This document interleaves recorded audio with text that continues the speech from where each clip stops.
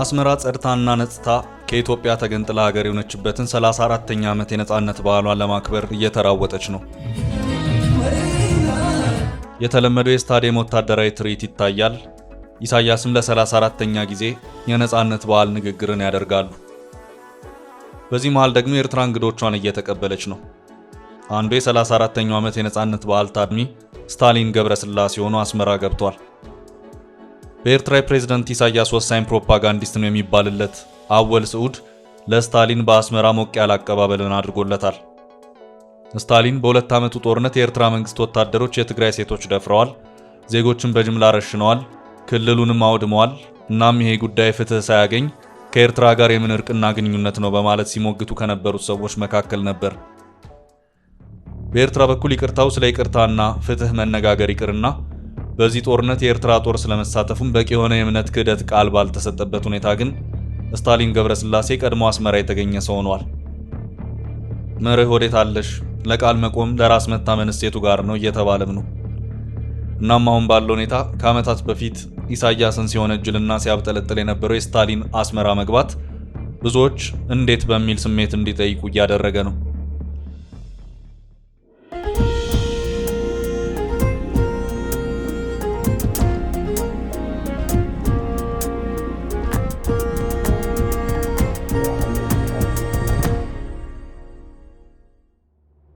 ስታሊን ገብረስላሴ አስመራ መግባቱን የሚያመለክቱ መረጃዎች መዘዋወር የጀመሩት ከሰዓታት በፊት ነው። የስታሊን አስመራ መግባት በመጪው ግንቦት 16 ቀን ከሚከበረው የኤርትራ 34ኛ በዓል አከባበር ጋር የተያያዘ መሆኑን እየወጡ ያሉት መረጃዎች አመልክተዋል። ኢትዮጵያ ስትፈርስ በአይኑ በማየቱ የኔ ትውልድ እድለኛ ነው በሚለው የአንድ ወቅት ንግግሩ በርካቶችን ያስቆጣውና ብዙም አነጋጋሪ እስከመሆን የደረሰው ስታሊን በፖለቲካ አቋሙ ብዙ ተለዋጭነት የሚታይበት ሆኖ ይስተዋላል። በትግራይ የሁለት ዓመታት ጦርነት ወቅት አብዝቶ ኢትዮጵያንና ኤርትራን የሚያወግዝ ሰው ነበር። በዚህም የኤርትራ ወታደሮችን፣ መከላከያን፣ የፋኖ ታጣቂዎችን በትግራይ ጦርነት ዘር ማጥፋት አጥብቆ ሲከስም ቆይቷል።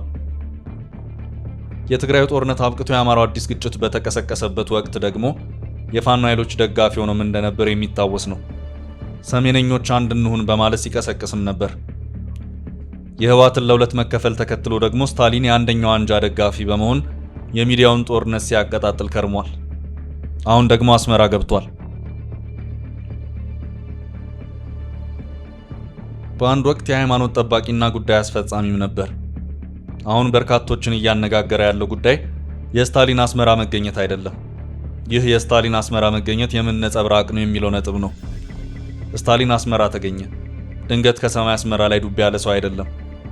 አስመራ አዲስ አበባ፣ ናይሮቢ፣ ጆሃንስበርግ ወይም ካምፓላ አይደለችም። በብዙ ጥያቄና ፈተና የሚገባባት ከተማ ናት። ኤርትራ የአፍሪካው ቀንድ ሰሜን ኮሪያ ናት። በሰሜን ኮሪያ ማንም ዘው ብሎ እንደማይገባው ሁሉ በኤርትራም እንደዛው ነው። ምንም አይነት የፖለቲካ ፍላጎት የሌላቸው የውጭ ሀገራት ዜጎች ሳይቀሩ ኤርትራ ለመግባት በብዙ ሂደቶች ውስጥ ማለፍ ግድ ይላቸዋል። አስመራ ከገቡ በኋላም ከከተማዋ መራቅ አይፈቀድም። ኢንተርኔት መጠቀም የሚቻለው ፓስፖርትን አስይዞ ባሉት ውስን ኢንተርኔት ካፌዎች ብቻ ነው። አንድ ሰው ጸጉረ ልውጥ ከሆነ የደህንነቶች ክትትልም በዚያው መጠን ጥብቅ ነው። በዚህ መልኩ ለውጭ ዜጎች ጥብቅ የሆነችው ኤርትራ ኢሳያስን በጦር ወንጀልና ዘር ማጥፋት ሲያብጠለጥል የነበረው ስታሊን እንዲሁ እግር ጥሎት አስመራ ተገኘ ሊባል አይችልም። ስታሊን አስመራ መገኘቱ ውጤቱ ነው። አነጋጋሪ ጉዳይ ከውጤቱ በፊት የነበሩት ሂደቶች ምን ነበሩ የሚለው ነው። የትግራይ አክቲቪስት የሆነው ስታሊን አስመራ የገባው በፕሬዝዳንት ኢሳያስ ፍቃድና ይሁንታ መሆኑ ጥርጥር የለውም። ኢሳያስ ስታሊንን ፈልገውታል። የስታሊን አስመራ ጉዞ ይፋ ይሁን እንጂ ከይፋዊው ክስተት በፊት ይፋ ያልሆኑ ሂደቶች ነበሩ። በዚህ ሂደት ውስጥ እነማን ነበሩ? የታሰበውስ ምንድን ነው? በእርግጥ እንደሚባለው የህወሓትና የኤርትራ መንግስት አዲሱ ጋብቻ ማሳያ ይሆን የሚሉትም እንደዚሁ መልስ የሚያሻቸው ጥያቄዎች ናቸው። የስታሊን የአስመራ ጉዞ የዚሁ ፕሮጀክት አካል ነውም እየተባለ ነው። አሜሪካ በሚገኙት አንጋፋው የህወሓት መስራች አቦይ ስብሃትነት ደራሲነትና አርክቴክትነት እየተሰራ ያለ አዲስ የአስመራ መቀሌ ፖለቲካ ጋብቻ ማሳያም ነው የሚሉ አስተያየቶች በርከት ብለው እየተሰሙ ነው። በትግራዩ ጦርነት ስሟ በወንጀል በዝቶ የተነሳው ኤርትራና መሪዋ ኢሳያስ ከያዙት መንገድ ነቅነቅ ብለው አልታዩም። የኤርትራ ባለስልጣናት ሰሩ የተባሉትን ወንጀል ማመን ይቅርና ጦራቸው በትግራይ ጦርነት ስለመሳተፉም አብራርተው ሲናገሩ አይደመጡም። በትግራይ ፖለቲከኞችና የፖለቲካ አክቲቪስቶች በኩል ደግሞ መርህና ፍትህ ተሽቀንጥረው ተጥለዋል። አንድ በፌስቡክ ማህበራዊ ትስስር ገጽ ላይ ሀሳባቸውን ያጋሩ ሰው ትዝብታቸውን እንዲህ ያስነበቡ። ጎበዝ ይገርማል እኮ የብልጽግና መንግስት የባዕድ ሀገር የኤርትራ ሰራዊት አስገብቶ ቤተሰቦቻችንን ጨፈጨፈ፣ ሴቶቻችንን ደፈረ፣ አስደፈረ፣ ንብረታችንን ዘረፈ፣ በህዝባችን ላይ ጄኖሳይድ ፈጸመ እያሉን አልነበረም እንዴ? ታዲያ በምን መልኩ ስታሊን አስመራ ታየ? ታዲያ ይህ ከሆነ እንዴት ሆኖ ነው በመጨረሻ ራሳቸው ኤርትራ ገብቶ ያገኙት? ነገሩ እንዴት ነው? ያ ሁሉ ሲወራ የነበረው የኤርትራ መንግስት ክፋትስ? ወይስ ሌላ ኤርትራ የሚባል ሀገርና ኢሳያስ የሚባል ፕሬዝዳንት አለ ሲሉ ጠይቀዋል። ኢሳያስ ፖለቲካዬን ያራምድልኛል ብለው ላሰቡት ሰው የዶላር ቼክ በመጻፍ ይታወቃሉ። በቅርቡ ህይወቱ ያለፈው ድምፃዊ ሰለሞን ተካልኝ በኢሳያስ እጅ የዶላር ቼክ ከተቀበሉት ሰዎች መካከል አንዱ መሆኑን በቅርብ የወጡት መረጃዎች ሲያመለክቱም ነበር። አሁንም ቢሆን ከዚያቸው የኢሳያስ የዶላር ቼክ ተቋዳሽ ሊሆንም ይችላል። እንዲያም ካልሆነ ኢሳያስ ግድ የሚላቸው ሰው አይደሉም። ኢሳያስ አስልተው በቀላቸውን የሚወጡ መሪ ናቸው። በጦርነቱ ወቅት በስታሊን ስለበሸቁ ደስ ካላቸው ተከርቸም ሊያስገቡትም ይችላሉ። እናም የስታሊን የአስመራው ድል 50-50 ተብሎ ሊወሰድ የሚችል ነው። የዶላር ስኬት ወይም ዘብጥያ መውረድ። ኢሳያስ በመርህ የሚመሩ ሰው ስላልሆኑ ደስ ያላቸውን ነገር ደስ ባላቸው ጊዜ የሚያደርጉ ናቸው። ለጊዜው ማለት የሚቻለው የስታሊን ህይወት በፕሬዝዳንት ኢሳያስ እጅ መሆኗን ነው። ነገርን ነገር ያነሷል እንዲሉ ስለ ስታሊን ገብረስላሴ ካነሳን አይቀር ስታሊን ስሙን ስለወረሰው የቀድሞ ሶቪየት ህብረት መሪ ጆሴፍ ስታሊን ጥቂት ማለት እንወደድ። የስታሊን ስም ከቀድሞ የሶቪየት ህብረት መሪ ጆሴፍ ስታሊን የተወሰደ ነው።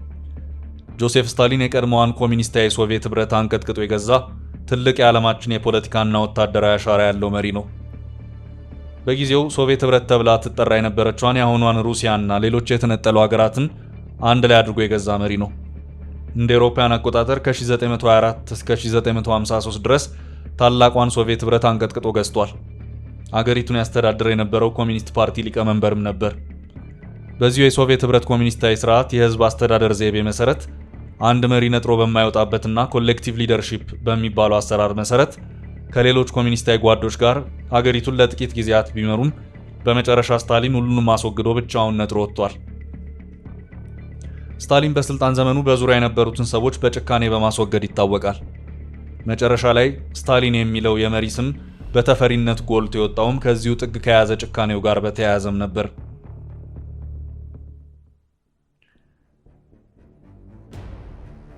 በአንድ ወቅት አንድ ጸሐፊ ስለ ስታሊን ጭካኔ ሲጽፍ እንዲህ ነበር ያለው። ዓለም የጭካኔ ዋንጫ ብታዘጋጅ ለፍጻሜው ተፋላሚ ከሚሆኑት የዓለማችን ኮከብ ጨካኞችና አምባገነኖች መካከል በእርግጠኝነት ጆሴፍ ስታሊን አንዱ ይሆን ነበር። የኮሚኒዝም ጠበብቱ የሌኒን አልጋ ወራሽ ጆሴፍ ስታሊን ማንንም አያምንም ነበር። የህይወት መርሁ ማንም የወደድኩት ቢመስለው እንዳልገድለው ይጠንቀቅ የሚል ነበር ያለው። ጓድ ስታሊን ከሌኒን በኋላ ለ31 ዓመታት የሶቪየት ህብረት ኮሚኒስት ፓርቲንና ሶቪየት ህብረትን አንቀጥቅጦና ረግጦ ገዝቷል። በስልጣን የሚመጣ የመሰለውን ሁላ በመግደል ይታወቃል። ገና የፓርቲውን የዋና ጸሐፊነት ስልጣን ከያዘበት ጊዜ ጀምሮ ተፎካካሪና ተቀናቃኞቹ የነበሩትን ስመጥር የሶቪየት ህብረት ግንባር ቀደም ታጋይ አብዮተኞችን ጠራርጎ አስወግዷል። እነ ሊዮን ትሮትስኪን፣ እነ ግሪጎሪ ዚኖቪየቫን፣ እነ ሌቭ ካሚኔቭን፣ እነ ኒኮላይ ቡካሪንን እና እነ አሌክሲ ሪቦቭን ያለ አንዳች ርህራሄና ማመምታት በመግደል አስወግዷቸዋል። ስታሊን በተለይም ኮሚኒዝምን በመተንተናቻ ይገኝለትም ይባል የነበረውን ሊዮን ትሮትስኪን አይወደውም ነበር። በዚህ ምክንያት ትሮትስኪ ከፓርቲው እንዲባረርና አባት ሀገር ሩሲያን ለቆ እንዲሰደድ አደረገ። ያም ሆኖ ግን ስታሊን መረጋጋት አልቻለም። ሊዮን ትሮትስኪ በስጋ ቢርቀውም መንፈሱ ቀን በቅዠት ሌት በህልሙ እየመጣ እረፍት ነሳው። ለሁሉም ችግር የመጨረሻ የመፍትሄ በትሩ ግድያ የሆነው ስታሊን ትሮትስኪን ገዳይ ስኳድ ሜክሲኮ ድረስ በመላክ በመጥረቢያ አስፈልጦ አስገደለው። በስታሊን ዘመን 20 ሚሊዮን የሚሆኑ ዜጎች እንዳለቁ ይነገራል። በረሃብ በጦርነትና መንግስታዊ ጭፍጨፋ ጭምር ያለቁ ናቸው። የስታሊን ያገዛዝ መርህ ግፋ በለው ነው። ጦርነቱም ልማቱም በግፋ በለው መርህ ላይ ተመስርቶ የሚከናወን ነው። ከዚህ ፈቀቅ የሚል ዜጋና ባለስልጣን ይሄው የግፋ በለው ማሽን ይበላዋል። በዚህ መልኩ በስታሊኗ የቀድሞዋ ሶቪየት ህብረት 20 ሚሊዮን ዜጎች ተገብረዋል። ጆሴፍ ስታሊን ሶቪየት ህብረትን የሁለተኛውን የዓለም ጦርነት እንድታሸንፍ አድርጓል። ሩሲያ ለመጀመሪያ ጊዜ ኒኩሌርን እንድትታጠቅ ያደረገም ሰው ነው። በመጨረሻ ግን በስትሮክ በሽታ በድንገት ህይወቱ አልፏል። ከሱ ቀጥሎ የነበሩት መሪዎች ስታሊንን በበጎ አላዩትም። ታሪኩንም እንደዚሁም በህዝብ እልቂት ላይ የተመሰረተውን የግፍ አበላው አካሄዱን ሊቀጥሉበት አልፈለጉም። የስታሊን ኮቴና መታሰቢያ ሁሉ መወገድ አለበት ብለው አመኑ። ሞስኮ በጸረ ስታሊን ጭስ ታጠነች። የስታሊን ሐውልቶች ፈራረሱ። የእሱ ኮሚኒስታዊ የፖለቲካ አስተምህሮቶች እየወጡ በአደባባይ ተቃጠሉ። ስታሊኒዝም በዲስታሊናይዜሽን ተተካ። በአጭሩ ስታሊን ሶቪየት ህብረት ከግብርና ኢኮኖሚ ወደ ኢንዱስትሪ ኢኮኖሚ ሽግግርን እንድታደርግ ያደረገ መሪ ነው። በጭንቅ ወቅት ሶቪየት ህብረት ሁለተኛውን የዓለም ጦርነት ጥርሷን ነክሳ እንድታሸንፍ አድርጓል። ከዚህም በተጨማሪ ዛሬ ሩሲያ የታጠቀችውን ኒውክሌር ጦር መሳሪያም እንዲፈበረክ አድርጓል። በሶስቱ ስኬቶች የታታሪነት አልበገር ባይነቱ በታሪክ ተመዝግቧል።